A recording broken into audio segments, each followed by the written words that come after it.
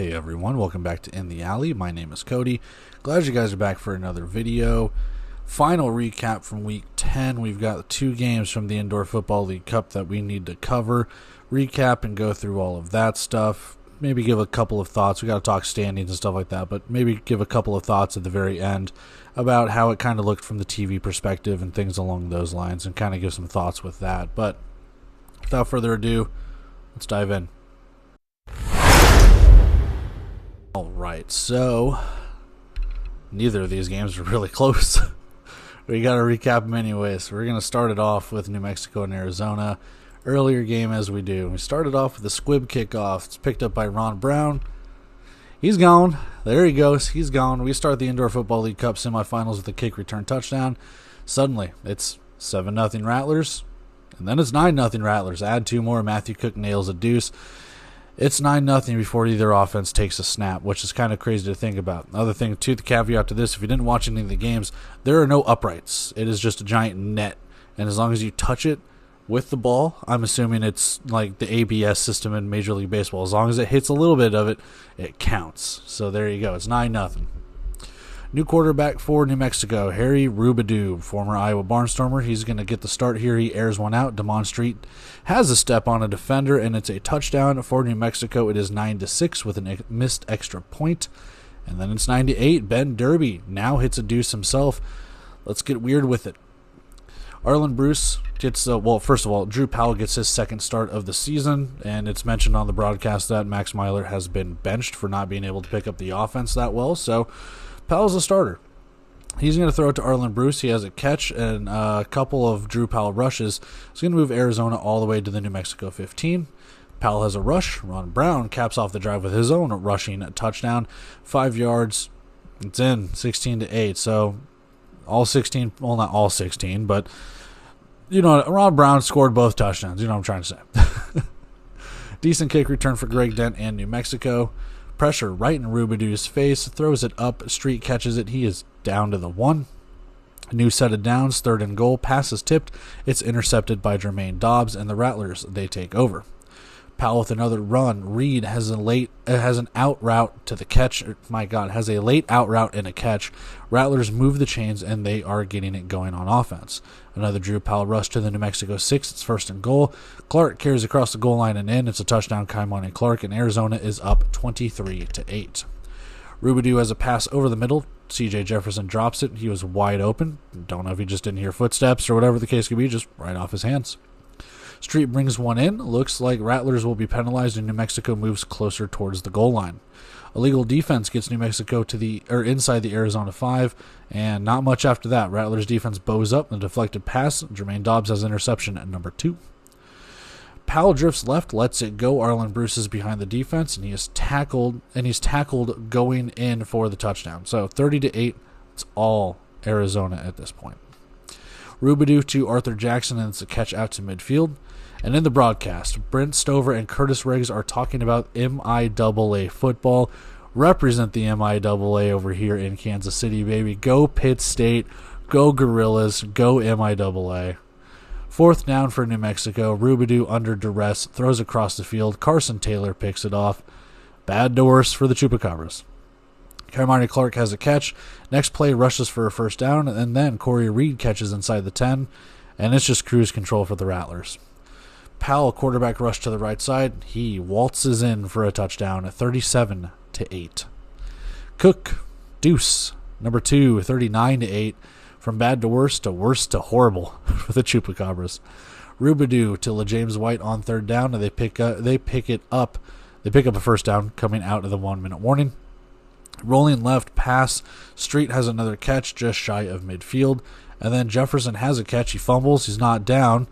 He was on top of a defender, and Aunt Joe So picks it up. It's all Rattlers at this point. So, yeah, it's a fumble recovery for Arizona. And then Cook, he's on for a field goal before halftime, and he makes it. It's 42-8 as we reach the half.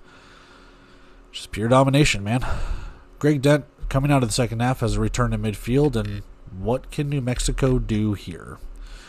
Arthur Jackson has a reception to the Arizona 14, 1st down. Defensive pass interference a few plays later. It's 1st and goal, New Mexico. And then John Pius is in the backfield for a sack. Rubidoux throws to the end zone. Carl DeCius Pick number 4. Just, my God. Long pass to Trey Odom's Dukes. It's hauled into the New Mexico 12. Chupacabras get a tackle for loss on Clark. Kind of the only good thing going for him at this point. 3rd and 15 for the Rattlers. Pal to Clark. He hurdles a defender. He's not touched against the boards. He goes in. Touchdown. 49-8. I mean, it's kind of sad to recap this, but we have to. That sucks, man. It's domination by Arizona.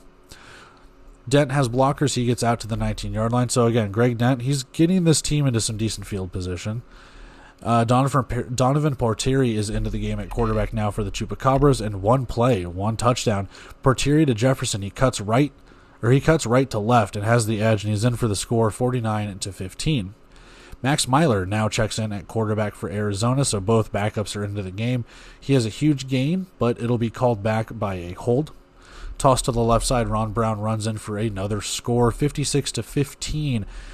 Just smacking them around. Cook, Deuce, Drink, 58-15 is our score. Double coverage catch for C.J. Jefferson into Rattler territory. They're still playing hard here. You can't really give up or anything at this point. Screen pass to James White. It has minimal gain. 3rd down as we start the final quarter. Portieri to White again. He gains a 1st down and more. And then toss to White. He's tackled for a 4-yard loss. Portieri throws to the end zone to see us one-hand pick. Tally another for Arizona. 5 interceptions for the day. Max Myler throw is incomplete, and he is slow to get up. He does look a little shaken up, like he's in a little bit of pain. The camera is like right in his face when they did it too. 3rd and 2, Myler throws through the end zone, 4th down upcoming. And then a Myler shovel pass to Clark. He runs inside the 10, brings up a 1st and goal.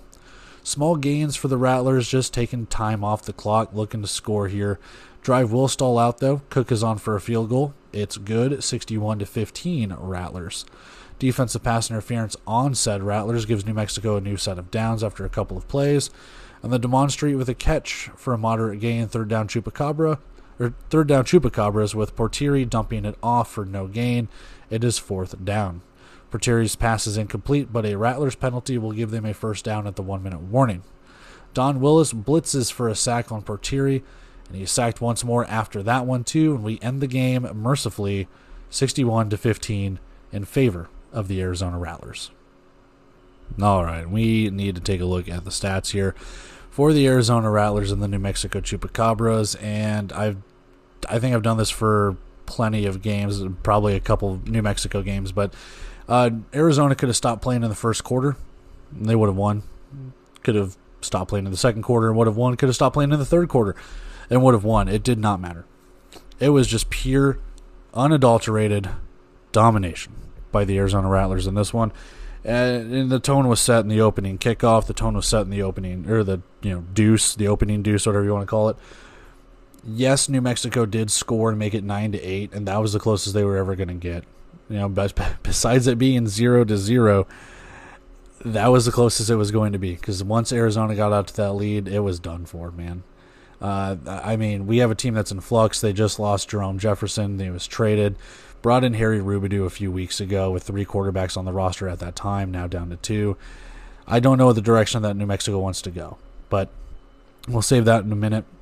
Take a look at the leaders on the left side here. Drew Powell, 9 for 11, 143 yards, 2 touchdowns, no interceptions. You didn't really need him to do much, especially in the passing game. They were going to run it. They were going to waste some clock, and he did run the ball pretty well. They did hand it off to Kamani Clark and Ron Brown and everything like that.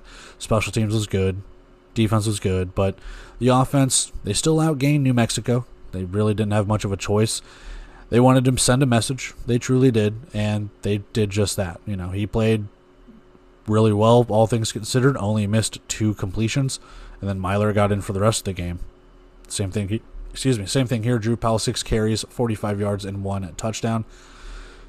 Overall, he had over half of the rushing yards. Again, rushing wasn't necessarily their forte in this one, but at the same time, they played offense just like New Mexico had to do. They played defense just like New Mexico had to do, and regardless if they're running up the score or not, you only have 22 players on the roster. So what can you do? Arlen Bruce, 3 catches, 61 yards, and 1 receiving touchdown. Again, what more do you want? Played well. I wish those numbers were obviously higher if you want to pad your stats or whatever, but at the same time, knowing what they're going up against, the 1 touchdown, perfectly fine. To the New Mexico side, Harry Rubidoux, 9 of 21, passing 128 yards, 1 touchdown, 4 interceptions. And not too much more with Portieri in there in the second half and fourth quarter and stuff like that. Leading rusher, LaJames White, 8 carries for 3 yards. That's not going to cut it. That's not going to cut it. Which is insane because the running game with Jerome Johnson and LaJames White and all the jet sweeps and everything that they've had in prior games, the running game has been decent.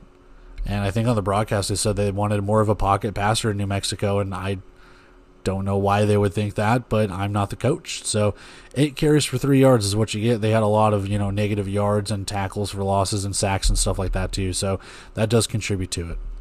Demond Street, 5 catches, 103 yards, 1 touchdown. Again, a lot of that is just a couple of catches that were just deep bombs. So not trying to take anything away from him. Your stat line's your stat line. He had a really good day at the office, but you had the touchdown. You had the deep pass that got him down to the 1 or 2 yard line and stuff. So a couple of other catches. Not a bad day, all things considered. I think he got passes from both quarterbacks. So there you go. I mean, what more do you want? To the team stats on the right side. Again, it's just domination, man. First downs, Arizona had a lot. New Mexico had a little. Third and fourth downs, yeah, New Mexico wasn't really making much on third down, not really anything on fourth down. We take a look at the total yards, almost 300 yards of total offense for Arizona, 165 for New Mexico. And in the rushing category, oh my God, negative 22 yards rushing. And again, a lot of that's tackle for losses and sacks and stuff like that, but it all rings the same. Like, this is probably the worst rushing stat line I have seen ever covering a game. I could be mistaken, but I think up to this point, I don't know if I've ever seen any. I've seen negative 3. I think Iowa had negative 3 either earlier this season or some point last season or something like that, but I don't think I've ever seen negative 22. So that is really, really insane that Arizona's defense was able to just shut down the running game as much as they did. Rushing for Arizona, 84 yards. They were just all over it. Field goals, 2 for 2 from Matthew Cook.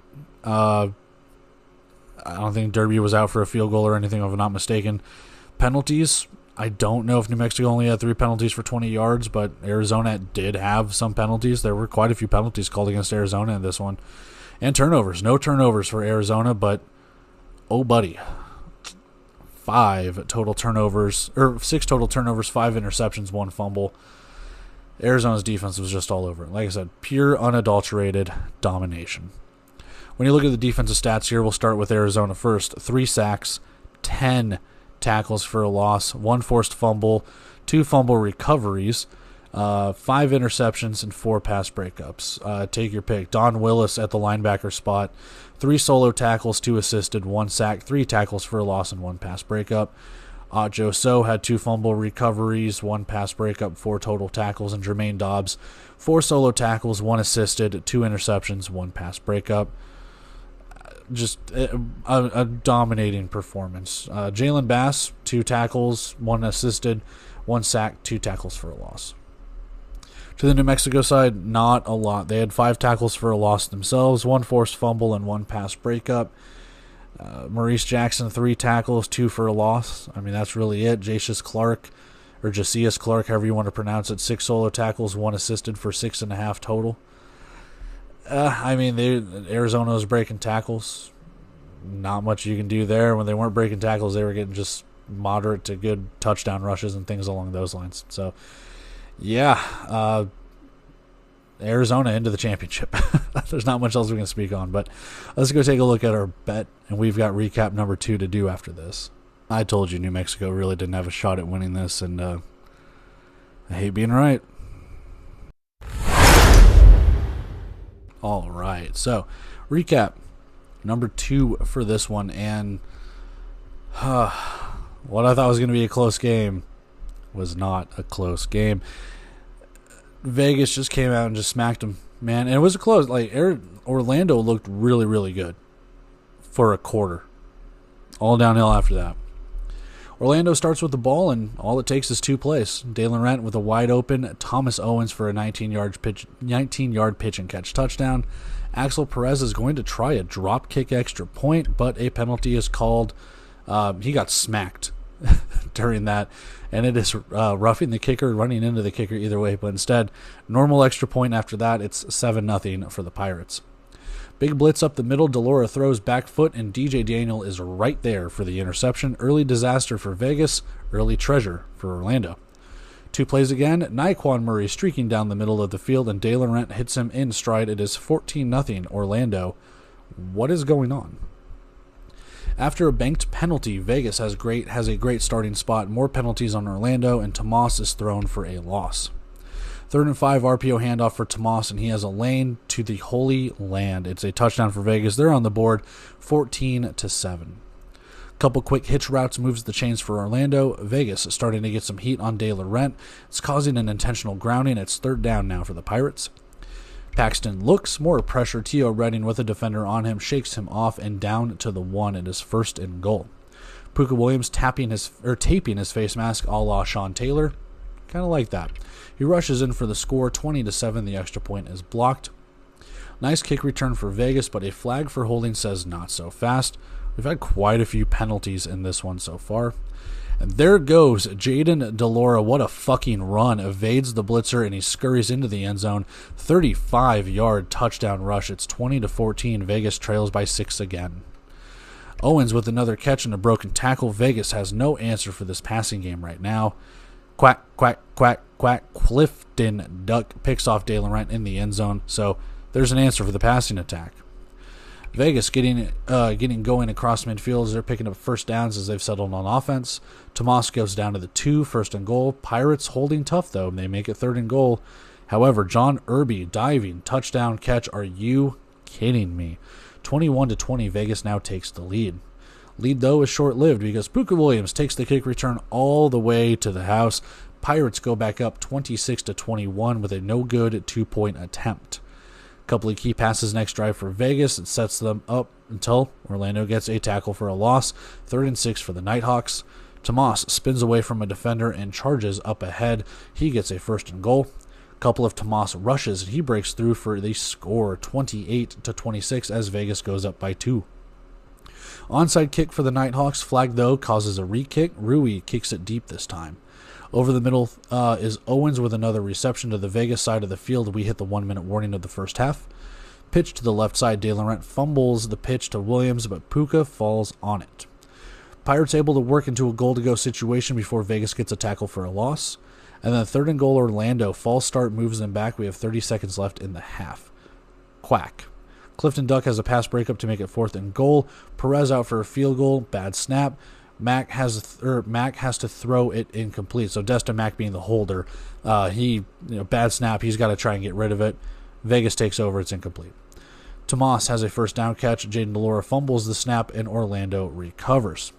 Terry Roberts picks off De Laurent in the end zone, and we hit halftime, 28-26. So a lot of moving and shaking there from second quarter onward, and a lot of turnovers, a lot of back and forth, a lot of turnovers on downs and everything. So what do we got in store for the second half? 1 play, 1 touchdown is what we have in store. De Laurent. It's Jaden Delora this time. A wide open Seneca McKee behind the defenders. 35-26 Vegas. Kickoff gets away from Puka Williams. He's tackled in the end zone, and that's a rouge. Nighthawks get a point, 36-26 now. Murray catches to midfield. Penalty backs Orlando up, but Murray hauls in another. It makes it 3rd down and 3. Pass to Williams isn't enough. 4th and 1 for Puka as he's smacked behind the line of scrimmage. Vegas will take over. Or it's 4th and 1. Williams is smacked behind the line of scrimmage, so they're turnover on downs. Vegas takes over. I should write my notes a little bit better. Josh Tomas carries inside the Orlando 10. Another rush right inside the 5. 1st and goal. It's going to get confusing. Jaden Delora to the 1. I keep wanting to say De Laurent, but it's not it. Quarterback keeper. Delora has a score, 43-26 Vegas. They've opened this game up now. Orlando can't corral the kickoff. Vegas recovers. Another long Jaden Delora rush. Slides down to avoid a hit. Nighthawks starting to take over. And they will, just spamming the run Josh Tomas button, just beep, beep, beep, ask Madden every single play. 3rd down and medium upcoming, and then play action. Delora throws left side. McKee open inside the 5 for a 1st and goal. Jaden Delora keeper and in again. He goes 50-26. Nighthawks just leaning on Orlando, wearing them down. And you could hear in the broadcast, and even, people at the game messaging me going, Orlando's offense and defensive line are just gassed right now. They've got to rotate offensive linemen on the defensive line, things like that. Orlando works downfield. De Laurent fires to the end zone to an open Naquan Murray. Touchdown Pirates 50-33. Onside attempt for Orlando. Vegas will recover. Nighthawks work it towards the goal line. Jaden DeLora goes in once more. 57-33. Paxton De Laurent now throws to no one from his end zone. Either he is down and it's a safety, or it's intentional grounding and it's a safety. Either way, it's a safety. 59-33 Vegas. Orlando tries another onside, and Vegas again recovers. Avon Rucker comes into the game at quarterback for Vegas. DJ Daniel fakes an injury. I don't know if they're doing that most of the game, but this one was one of the most blatant. But he has to go off the field, and he just walks perfectly fine after he fakes that injury. Josh Tomas, handoff left side. He has the edge. He has the speed. He has the touchdown. Vegas 63-33. It's all just kind of a formality at this point. Oh, a kickoff hits a Pirates player and Vegas recovers. Imagine that. Happens again. Rucker has the ball slip out of his hands, but he falls on it for the fumble. Rucker then gets sacked as time continues to tick down. 3rd and 22. Josh Tomas runs for a decent gain. 4th and 8 upcoming after that. Offense, they're going to stay out there. Rucker to the end zone. Jalen Tillman. Touchdown. Wouldn't have it any other way, right? 73-33. Vegas up by 40 at the 1-minute warning. James Blackman comes in at quarterback for Orlando, promptly throws an interception. Ian McBurrow tries to run with it, then he fumbles, and Orlando gets it back. This game is wacky. Pirates run out the clock. Vegas absolutely crushes Orlando, 73-50, or 73. My God, don't give him too much credit. 73-33. All right, taking a look at the stats on the screen in front of us. Domination.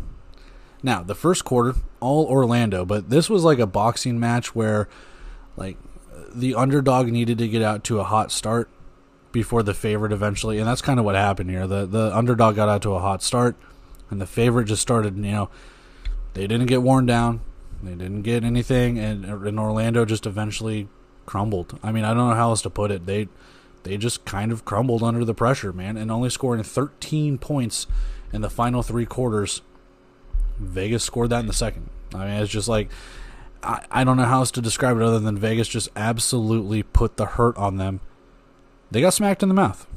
Vegas got smacked in the mouth, and they came back and just delivered haymaker after haymaker after haymaker. So, taking a look at the game leaders on the left side here, Jaden DeLora, 12 of 14. He did throw 1 interception, so, I mean, that's a completion in a sense. So maybe he only had 1 total incompletion. 170 yards, 2 touchdowns, 1 interception. A beautiful day at the office. What more can you say with that? Surgical. He's not gonna throw him deep on you. I mean, he has a couple of deep shots, don't get me wrong, but at the same time, just kind of took what the defense gave him. They leaned on Josh Tomas. So 23 carries for him, leading rusher. 100 rushing yards, man. 4 rushing touchdowns too. I don't know. I'm kind of speechless when it comes to that because like I said, they were just spamming the Josh Tomas button. He was averaging 4.3 yards per carry, and yeah, there were some tackles for losses that he had, but between him and Jaden DeLora attributing for 7 total rushing touchdowns, the running game was just on fire, all things considered, and Orlando had no answer. Orlando had no answer for the rushing. They had no answer for the passing game. And once that defense started to wear down, Mike Davis and company were just licking their chops, going like, there's nothing you can do. Once they started putting offensive linemen at the defensive line spots, they're like, we're just going to run it. We're going to have our big uglies up front just dominate you. Seneca McKee, your leading receiver, 6 catches, 63 yards, and 1 touchdown. Again, I think most of that was attributed to the deep shot behind the 1 play, 1 touchdown to start the second half. Other than that, I mean, he still had a really good day. Stats are what they are, so you can't really complain when it comes to that. To the Orlando side, Paxton De Laurent, 19 of 27, 206 yards, 3 touchdowns, 2 interceptions. Now, again, they got dominated, but when you look at the stats, that's not a bad stat line. All things considered, that's not a bad stat line, and he had to pass to try and stay in this game. I mean, that's kind of your typical Paxton De Laurent stat line. You wish he had a couple of like that interception or 2 back, but at the same time, I'm not going to complain with what he was able to do. You just thrown in a terrible situation, and Vegas with multiple kickoff recoveries and deep passes and everything like that, and turnovers and stuff. I mean, that's what they did. The rushing game leaves a lot to be desired, though. 4 carries, 16 yards, and 1 touchdown for Puka Williams. Again, they abandoned the run because they were down quickly. They were down, not quickly, but into the second quarter, into the third quarter, and eventually it's like, we're not even going to bother running the ball unless we absolutely need to. And that's pretty much what happened. Williams catching out of the backfield and stuff like that too, so pretty much glorified wide receiver at that point. Nyquan Murray, 7 catches, 92 yards, 2 touchdowns. Now, yes, he did have one of the bomb touchdowns too. Thomas Owens had the other one, if I'm not mistaken, but overall, not a bad day. Owens, Reddy, Murray, Puka Williams, they all caught passes. So, yeah. Taking a look at the team stats on the right side here. 13, and this is the IFL stats, 13 of 14 on third down. So Vegas getting into a bunch of third downs. I don't know if I necessarily think they got into 14 of them, but they had a lot of possessions. So maybe that is accurate. I'm not sure. Total yards favors Vegas. I mean, makes sense. They had quite a bit of possessions, and they were forcing Orlando on, 3 and outs, 4th and outs, and intercepting them and doing stuff like that. So I absolutely believe it when it comes to that. Passing, 21 yards for Von Rucker and stuff like that too, with a couple of passes his way. Not bad. And then, like I said, talking Paxton De Laurent and even James Blackman with a pass or a couple of passes or Destin Mack had a pass too. So, interceptions and stuff with that. What can you do? Rushing, again, you abandoned the run when you were Orlando. You didn't when you were Vegas. That was your staple. Neither kicker kicked a field goal in this one. That's kind of crazy to think. And I don't think any of them hit a deuce either compared to what we had in the first game between Arizona and New Mexico. Not really much in the kicking game when it came to this. Penalties, I can believe it. Things got chippy. There was John. They were saying on the broadcast that every time Orlando had a big play early on, they were going right by the Vegas bench and talking smack. And Vegas was doing the exact same thing. They were chirping back and forth to each other. So penalties, rightfully so. Turnovers. 5 turnovers for Orlando. That's not going to win you any games. But even if you took those turnovers away, did they have a chance of winning? Probably not. Same thing can be said here. Vegas had the interception and the fumble and stuff like that. And even those, if they amounted to points, it amounted to very little. So what can you do? Taking a look at the defensive stats here for Vegas. 1 sack, which I figured there'd be more, but just the 1 sack. 3.5 tackles for a loss, 1 forced fumble, 2 fumble recoveries, 3 interceptions, and 2 pass breakups. Leading tackler is Ershad Davis. 5 solo tackles and 1 assisted, and a tackle for a loss. Other than that, I mean, Clifton Duck, it won't show up with the tackles. He had 1 tackle, 4 assisted tackles for a total of, 3? But 1 forced fumble, 1 interception, and 1 pass breakup for the guy. So not a bad day for him. Billy Martin on the defensive line, 2 solo tackles, 1 sack, 1 tackle for a loss. So overall, not a bad day for the Vegas defense. To the Orlando side, 1 sack, 6 tackles for a loss, 3 fumble recoveries, which I think was kind of their own fumble recoveries, 1 interception, and 1 pass breakup. Mike Mason is your leading tackler, 7 solo tackles with 2.5 assisted for a total of 9.5. And Jay Pearson, I thought it was Person, but I guess it's Pearson, 5 solo tackles, 3 assisted for a total of 7.5. 1 sack and 3 tackles for a loss. DJ Daniel, 5 solo tackles, 1 assisted, 1 interception, 1 pass breakup. So again, Orlando's defense getting after it when they absolutely needed to, but overall, carved up. They will have more tackles because the offense for Vegas was out there a lot more. So, yeah, just again, pure and utter domination by Vegas. So, with that, we need to go take a look at our bet and not our prediction, but just our bet.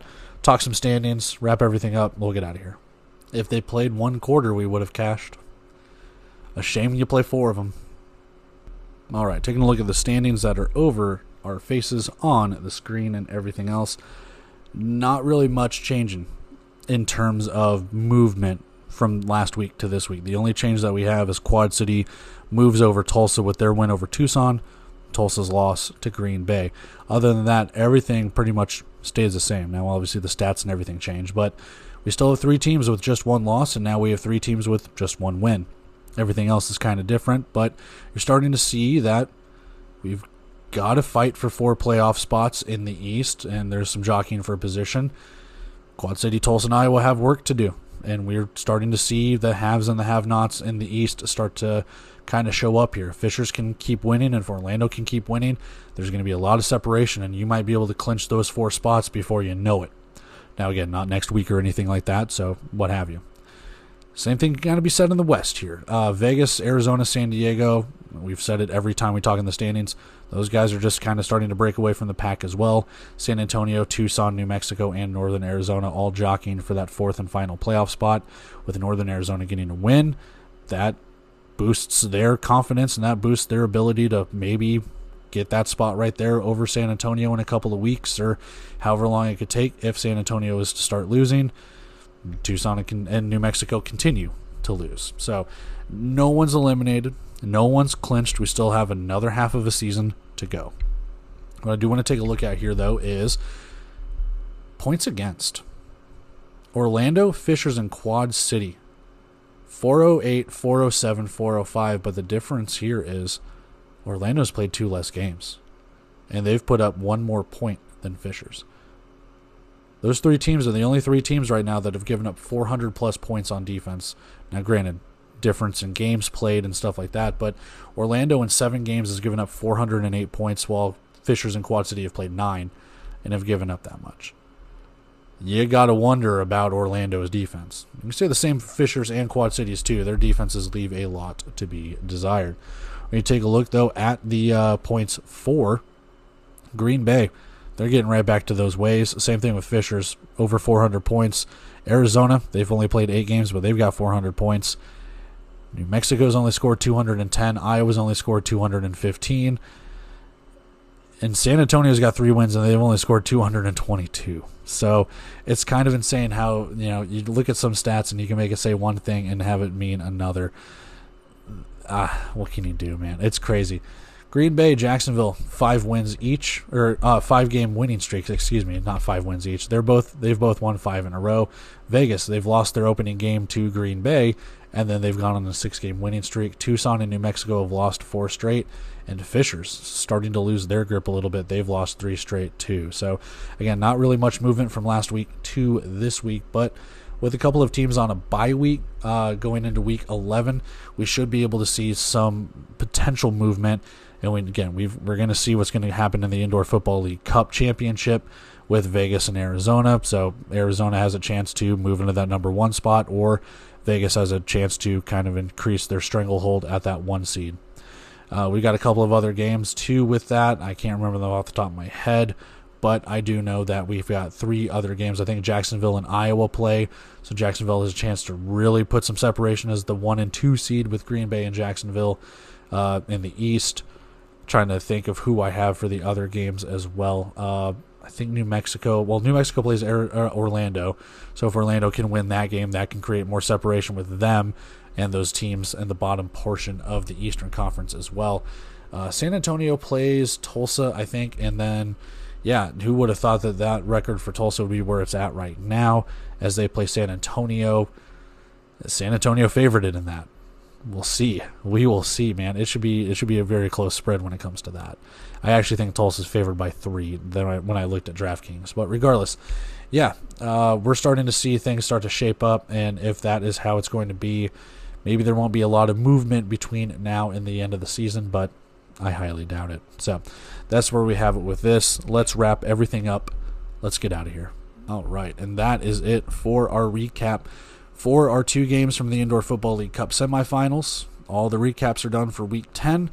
We move on to Week 11, where we have to crown a champion of the Indoor Football League Cup between Vegas and Arizona, and we do have the consolation game between Orlando and New Mexico as well. Those will take place on Sunday, but we'll get to those previews and recaps and everything from Week 11 when we get there.